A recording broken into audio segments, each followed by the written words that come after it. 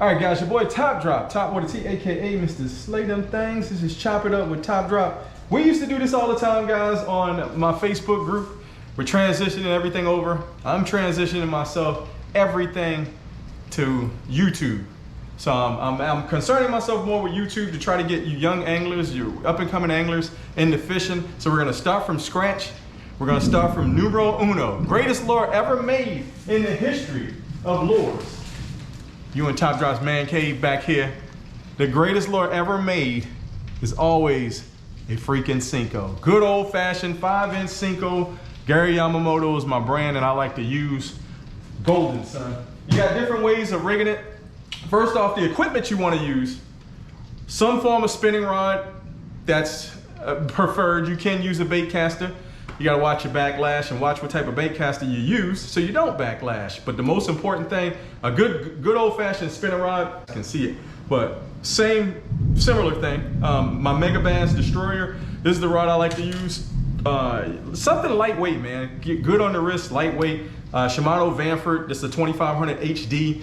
I like to use high-vis braid because I like to see my bite, which means high-vis braid to see your bite is that worm bite, that line's gonna jump. So your line's gonna jump.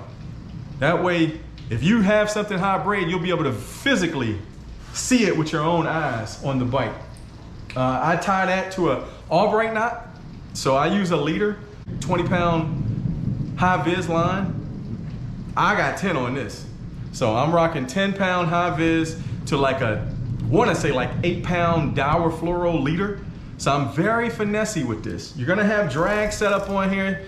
You hear that drag pulling. This is not something you're gonna bulldog fish in. You're finessing them to the boat. You let them wear themselves out. That's all you gotta do is let them wear themselves out. I like to have my drag to where I can pull it out pretty easy because I want that fish to be able to fight.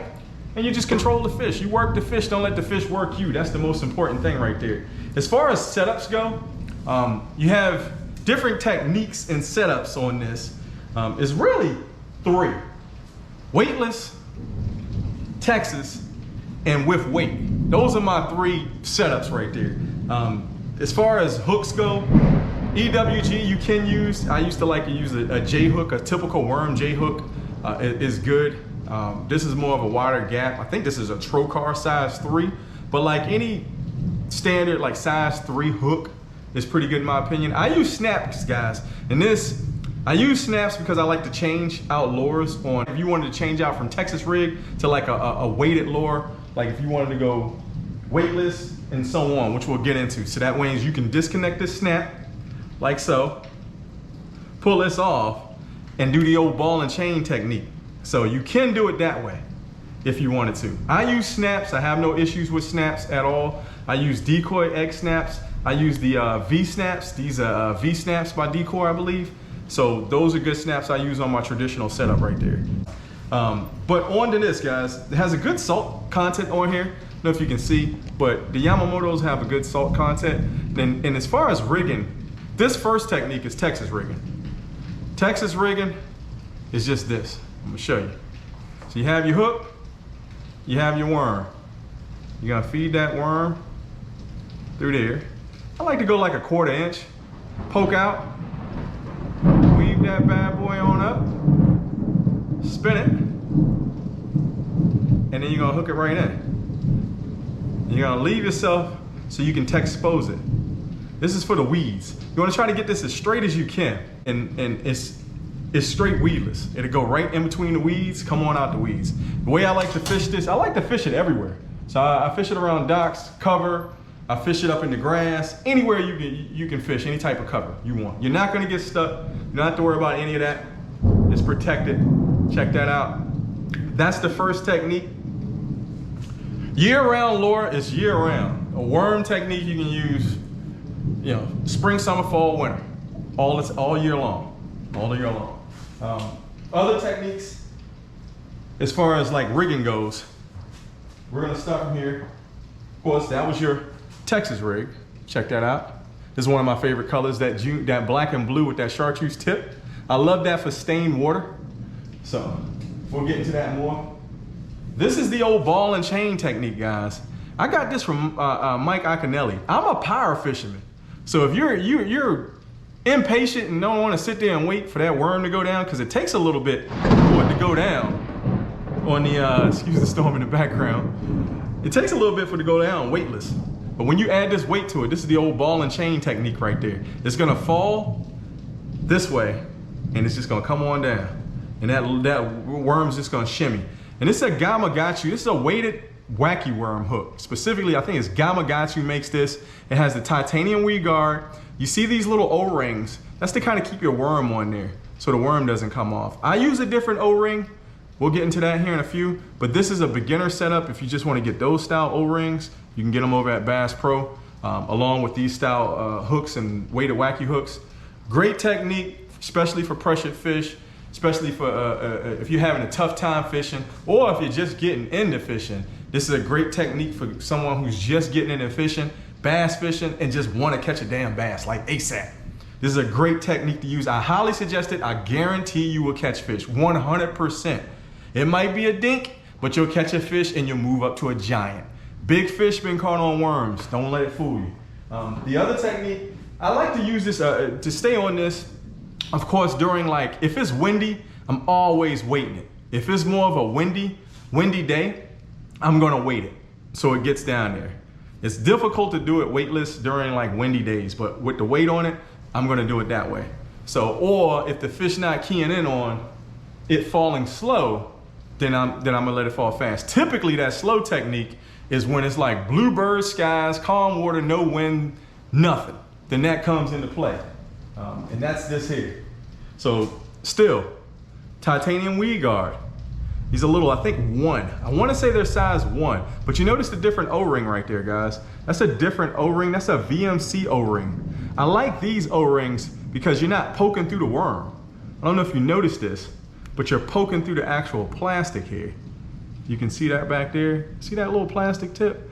But it's a little hole. You just stick this right on through, and that's it.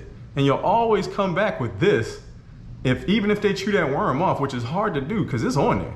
And they have a specific tool. It's an O-ring tool. Check that out. It's an O-ring tool you can use to put these on, or if you want to get old redneck style, like top drop. Sometimes I got to go redneck innovation. Use a pair of pliers, bend that some, be out some, slide that worm on through, and then just roll it right on off the pliers. I'll have to show y'all that one day. But that's a technique on there. Hooks go, this is a size 1 Trocar. You can use Trocar. They make a good solid hook. I think I'm still on Yamamoto over there, but I do have some Trocar hooks. This is the O-ring setup. This is the one set of O-rings. The other set are by VMC. So this is size 10, which works well for those 5-inch Senkos. They have sizes, so watch yourself. So a size 10 is good for a 5-inch Senko. Then this is the other set of hooks, which I want to say they're size 1 also through this wacky hook with a titanium weed guard. Check that out.